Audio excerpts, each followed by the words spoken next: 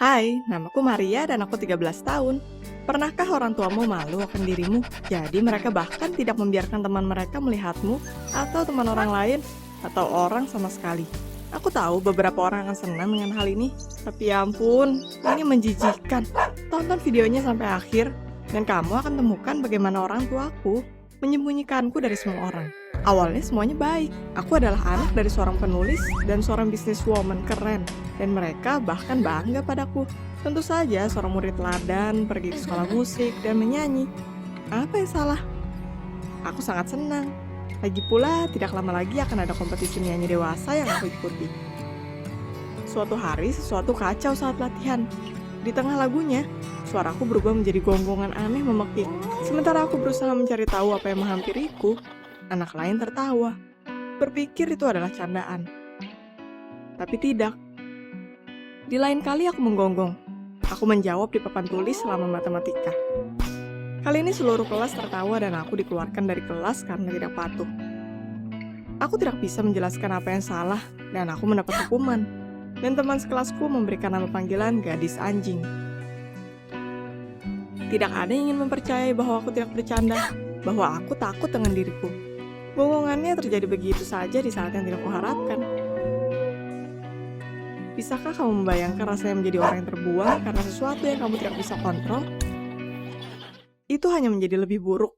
Aku menggonggong saat menyanyi lagi. Kelasnya terganggu. Semua orang berbaring di lantai tertawa. Bu Kosina marah dan mengeluarkanku dari kelas. Dia berkata, sampai aku bisa berperilaku normal. Itu adalah kegagalan total. Aku pulang ke rumah dan menangis tepat di depan pintu. Aku memberitahu ayah dan ibu semuanya. Mereka berkata bahwa semuanya mudah. Aku hanya butuh untuk berhenti menggonggong pada orang dan meminta maaf pada guru. Ya, setidaknya aku bisa meminta maaf. Aku menghadap Bu Kosinha keesokan harinya dan meminta maaf. Aku tidak tahu di hari itu ada orang televisi yang datang ke sekolah kami. Ternyata mereka merekam sebuah pelajaran dengan murid-murid dari SMP. Aku ingin diam-diam pergi, tapi Bu Kosinha menyadarinya. Dia pribadi memintaku untuk maju dan mulai memujiku di depan kamera, walaupun kita sebelumnya memiliki sebuah pertengkaran.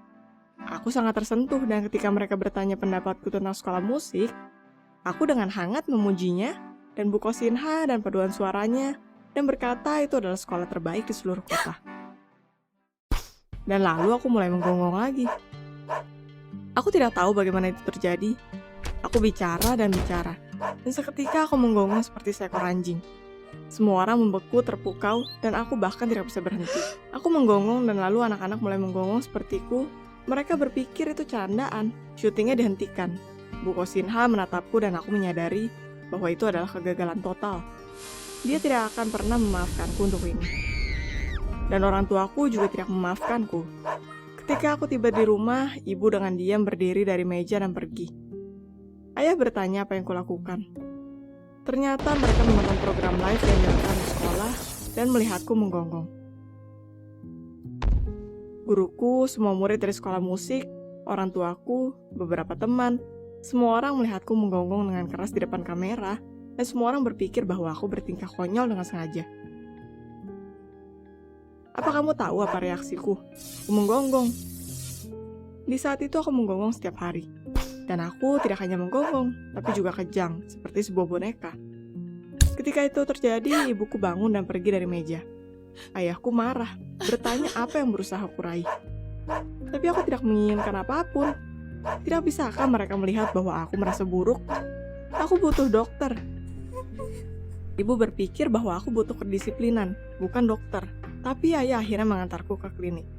Di sana aku dialihkan ke psikolog, didiagnosa dengan sindrom Tourette. Ini adalah sebuah penyakit di mana kamu mendapat kejang dan sejenis suara tak terkendali, menyumpah, menguap, atau menggonggong. Karena itu adalah sebuah penyakit, itu bukan salahku. Tidak, bahkan lebih baik. Jadi itu bisa disembuhkan. Ternyata tidak. Aku tidak seharusnya berharap untuk sebuah pil keajaiban. Aku diberikan sedatif ringan dan diberitahu untuk menunggu. Gejalanya mungkin berhenti sendirinya ketika aku dewasa. Jika aku dewasa. Karena aku akan mati di saat itu jika aku tidak bisa masuk ke kompetisi. Aku jatuh ke histeria nyata untuk beberapa hari. Meratapi karir musikku dan lupa total bahwa orang tuaku dan aku diundang ke pernikahan. Di hari H aku mendengar mereka berbisik, memutuskan antara mengajakku atau tidak. Dan aku ingin menangis karena rasa ingin. Aku membutuhkannya. Aku harus membuktikan aku normal. Seketika saat aku tiba, aku langsung menarik perhatian. Aku menawan. Semua orang tersenyum lebih padaku daripada ke pengantinnya. Dan aku melihat bagaimana orang tuaku menaruh tatapan bangga padaku. Itu sebuah kesuksesan.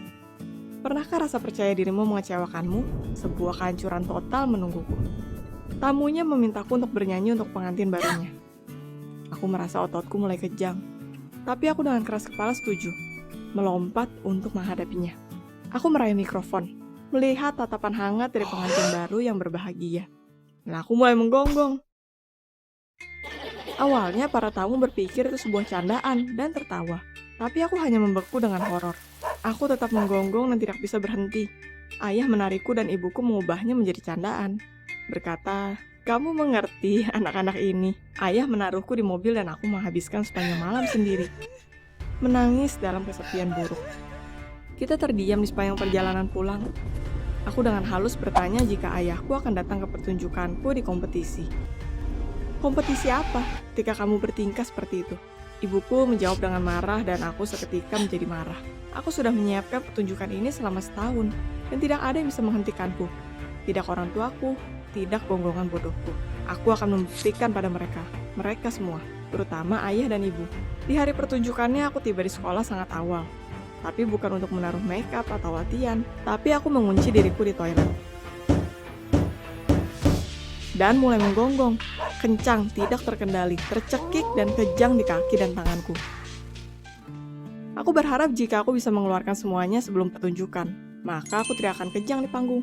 Tidak, itu tidak membantu. Seperti di pernikahannya, awalnya semuanya oke. Tapi lalu aku menggonggong dan menjadi histeris. Aku menangis, menggonggong, kejang. Aku diturunkan dari panggung. Seseorang memanggil orang tuaku, dan aku bahkan tidak bisa menghentikannya. Dan lalu bergetar dengan horor aku dikirim ke rumah sakit. Orang tuaku membawaku pergi. Tapi itu akan lebih baik jika mereka meninggalkanku di sana. Untuk 3 hari berikutnya mereka tidak berbicara padaku. Aku menangis, dan menggonggong. Dan aku bahkan tidak bisa berharap bahwa ayah dan ibuku akan memaafkanku.